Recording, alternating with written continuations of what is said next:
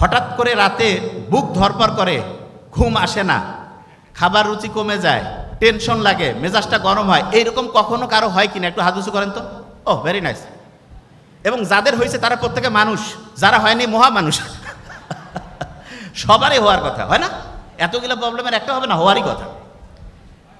এই সবগুলো সমস্যা কোনো সাইকিয়াট্রিস্ট লাগবে না, কিচ্ছু লাগবে না, জাস্ট দুইটা বুদ্ধি শিখাই দেবো, জাস্ট 2। যখন এরকম হবে কারো কোনো দরকার নাই, আল্লাহ দিয়াই দিছে এই বুদ্ধিটা। বুক ভরে তখন শ্বাস নিব, ধরে রাখবো, ছাড়বো। এখনই নেন, 2 বার, ভালো লাগবে।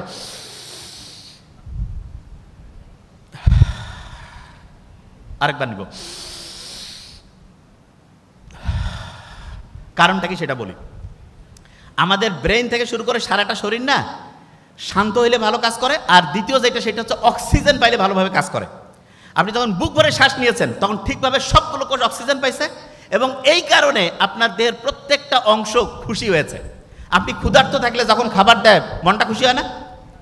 ঠিক তেমনি করে যখন আপনি বুক ভরে এরকম শ্বাস নেন, শ্বাস ছাড়েন, তখন প্রত্যেকটা কোষ ঠিকভাবে অক্সিজেন পায় এবং মনটা চাঙ্গা হয়। এটা নাম্বার 1। নাম্বার 2 যেটা সেটা শুনেন। আল্লাহর রহমতে ঢাকা ইউনিভার্সিটির এখানে তো প্রচুর সবুজ গাছপালা, ক্যাম্পাসটা অসাধারণ। ডিপ্রেশনে আছে, অ্যাংজাইটিতে আছে, ঘুম হয় না, মেজাজ খিটখিটে, এইরকম লোকজনদের যখন ট্রিটমেন্টের জন্য আমাদের ডক্টরের কাছে আসে, আমরা তাদের যতগুলো ওষুধ দেই সেই ওষুধগুলো একটা জিনিস করে কি, সেটা প্রধানত ব্রেইনের মধ্যে সেরোটোনিন বাড়ায় দেয়। কি বাড়ায় দেয়? সেরোটোনিন। ইংরেজি সেরোটোনিন বানানটা কি দিয়ে শুরু বলেন তো? এস। এস দিয়ে আছে না সান? একজন বলে দিয়েছে সান। সানলাইটের মধ্যে সেরোটোনিন আছে। আপনি ওষুধ টাকা দিয়ে ফার্মেসি থেকে কিনে খাবেন, বহু সাইড ইফেক্ট আছে। সূর্যের আলোর নিচে, গাছের নিচে যে একটু খালি পায়ে হাঁটবেন, বিশ্বাস করেন আল্লাহর রহমতে আপনার ডিপ্রেশন, অ্যাংজাইটি, ঘুম হয় না, এগুলো সবগুলোর 90% থেকে 95% প্রবলেম নাই হয়ে যাবে ইনশাআল্লাহ। কি বুঝতেছেন? আচ্ছা, তাহলে আমি 2টা বুদ্ধি দিয়েছি। প্রথম বুদ্ধিটা কি? বুক ভরে শ্বাস নেওয়া। দ্বিতীয় বুদ্ধিটা রোদে গিয়ে খালি পায়ে হাঁটতে হবে, ঠিক আছে? আচ্ছা, পানি খাওয়া তো আমার ওইটা মাথায় আছে, ওইটা বলছি। তৃতীয় যে জিনিসটা খেয়াল রাখবেন, টক দই কারা খান বলেন তো? টক দই। আচ্ছা, এইবার দেখেন একটা জিনিস বলি। আপনি কি জানেন আমাদের শরীরে ব্রেন কিন্তু 2টা। কয়টা? একটা হচ্ছে মাথার মধ্যে, আর একটা হচ্ছে পেটের মধ্যে। সত্যি কথা কয় না, পেট ঠান্ডা তো মাথা ঠান্ডা। কথা একদম ঠিক। কি কারণে? আমরা যখন টক দই খাই, টক দই, তখন উপকারী ব্যাকটেরিয়া আমার পেটের মধ্যে যে সিস্টেম, ডাইজেস্টিভ খাবার হজমের যে সিস্টেমটা আছে, সেইখানে উপকারী ব্যাকটেরিয়াগুলো নাচানাচি শুরু করে দেয়, প্রচুর খুশি হয়ে যায়। এবং এই পেটের মধ্যে যে ব্রেইন, সে যদি খুশি হয়ে যায়, মাথার এই ব্রেন সেও খুশি হয়ে যায়। এরা পরস্পর ভাই ভাই। পেটের এইখানে যে ব্যাকটেরিয়া, তারা যদি খুব মনের আনন্দে হচ্ছে নাচানাচি করে, ব্রেইন যে আছে এইখানে যারা আছে তারাও খুব খুশি হয়ে যায়। ব্যাপারটা এরকম হয়তো। আচ্ছা দাঁড়ান, এটা করেন। আচ্ছা এবার দেখবেন, দাঁড়ান, এবার করবেন কি দেখাচ্ছি আপনাকে। একসাথে করবেন, হয় নাই, একসাথে হবে। আচ্ছা আমি জিনিসটা কি বুঝাচ্ছি। আপনি শুধু এইটা করলেন না, বা শুধু এইটা করলেন, যেটা হলো একসাথে যখন 2টা করলেন, হলো না? এইটাকে বলে হচ্ছে রেজোনেন্স বলে। কি বলে বলেন? আচ্ছা সহজ করে বলি, বলেন তো আমাকে 10 আর 10 যোগ করলে কত হবে? 10-এর উপরে পাওয়ার দিলে যদি স্কোয়ার করি কত হবে? 100। 10 আর 10 যোগ করলে যে 20 হইলো, এটা নর্মাল হিসাব। আর 10-এর উপরে পাওয়ার দিলাম, এইটাকে বলে হচ্ছে এক্সপোনেনশিয়াল, এইটাকেই বলে হচ্ছে রেজোনেন্স। এইটা তা আপনার এই মাথাটা এবং পেটের মধ্যে যে ব্রেন, এই দুটো যদি একসাথে কাজ করে, তাহলে আপনার কাজের গতিটা তখন যোগ আকারে হয় না, তখন গুণ আকারে হয়। কি আকারে হয়? তাহলে আপনাকে যদি আমি বলি যে আপনি আপনার বেতন বাড়া, আপনার কাজের কোয়ালিটি বাড়ানো, পড়াশোনার গতি বাড়া, এটা যোগ আকারে চান না গুণ আকারে? কোনটা চাবেন? গুণ আকারে। তাহলে গুণ আকারে যদি চান তাহলে কি যোগ আকারে পড়বেন, গুণ আকারে যদি চান তাহলে কি 2টা ব্রেন একসাথে কাজ করবে না আলাদা? একসাথে কাজ করতে হবে। কিভাবে? একসাথে। আচ্ছা এবার একটু পড়া ধরবো। ওই যে ঘুমাচ্ছে। আইনের দৃষ্টিতে সবাই সমান, কত? 27। ঢাকা ইউনিভার্সিটির খুব অসাধারণ 2টা খবর দিব, খুব অসাধারণ 2টা খবর বলতেছি এই শেষের দিকে।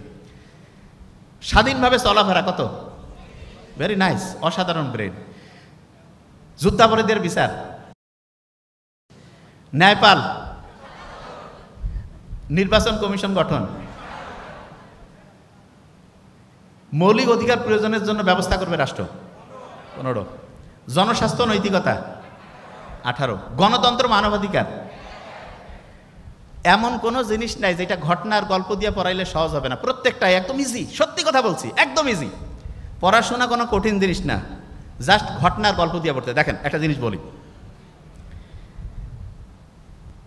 সারা পৃথিবীতে যতগুলো ইউনিভার্সিটি আছে তার মধ্যে ঢাকা ইউনিভার্সিটির এমন একটা বৈশিষ্ট্য আছে যেটা সারা দুনিয়ায় অক্সফোর্ড বলি, ক্যামব্রিজ বলি, MIT বলি, তারপরে হচ্ছে হার্ভার্ড বলি, নিউ ইয়র্ক স্টেট, কারো নাই।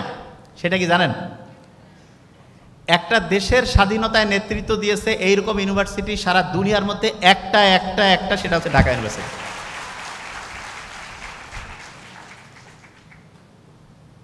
দেখেন এতগুলো খবর কইলাম, হাতের তালি আসে নাই, কিন্তু ঢাকা ইউনিভার্সিটি কারণটা কি সেটা আমি বলি। এটার মধ্যে একটা ইন্টারেস্টিং জিনিস আছে, এটা খুব ভালো। আপনার মা বাবা আপনার খুব পছন্দ, কিন্তু ঢাকা ইউনিভার্সিটি যেমন পছন্দ, মা বাবা পছন্দ না? খুবই পছন্দ। শোনেন একটা ঘটনা বলি। সারা পৃথিবীতে এখন যতগুলো সমস্যা হচ্ছে, এইটার সবচেয়ে বড় কারণ হচ্ছে আমাদের মা বাবা ভাই বোন একসাথে থাকার যে ফ্যামিলিটা, এটা নষ্ট হয়েছে। বিশ্বাস করেন, আপনি যদি চান যে আপনার আব্বা আম্মা, আপনার সন্তান ছেলে মেয়ে এরা খুব অসাধারণ হোক, আপনার আব্বা আম্মা বেশি দিন আল্লাহ চাক বাঁচুক, আপনার ছেলে মেয়েও অসাধারণ হোক, আপনারও ভবিষ্যৎটা খুব অসাধারণ কাটুক, তাহলে এই 3টা জেনারেশনকে একসাথে থাকতে হবে।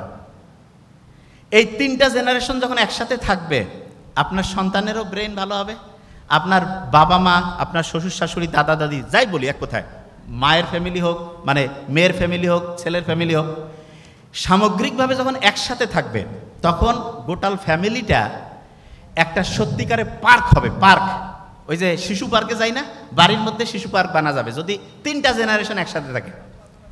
আর 3টা জেনারেশন যদি 3 ভাগ করি, আব্বা আম্মা গোল্ড হোম, বাচ্চা কাচ্চা হচ্ছে ওই যে বোর্ডিং স্কুল, আর নিজে হচ্ছে অফিস আদালত, তাহলে বাড়িগুলো হবে হচ্ছে ইঁদুরের বাড়ি। কিসের বাড়ি? ইঁদুর। ইঁদুর। এই যে ফ্ল্যাটগুলো যে ঢাকায় বানাইছে, ভদ্রলোকের ফ্ল্যাট না, বানাইছে এমন করে হাজব্যান্ড ওয়াইফ আর বাচ্চা কাচ্চা ছাড়া থাকি পাবে না। কোনো ভদ্রলোক এটা থাকা উচিত না, সত্যি কথা। এবং আপনি অবাক হবেন, আমরা যে শহরে যাচ্ছি এটা জীবন আমাদের ধ্বংস করতেছে। আমি কিন্তু নিজে গ্রামে থাকি এবং আমার খুবই ইচ্ছা, বাকিটা আল্লাহ বসে, সারা জীবন গ্রাম থেকে, দুনিয়ায় যাই করি গ্রাম থেকে। কি কারণে?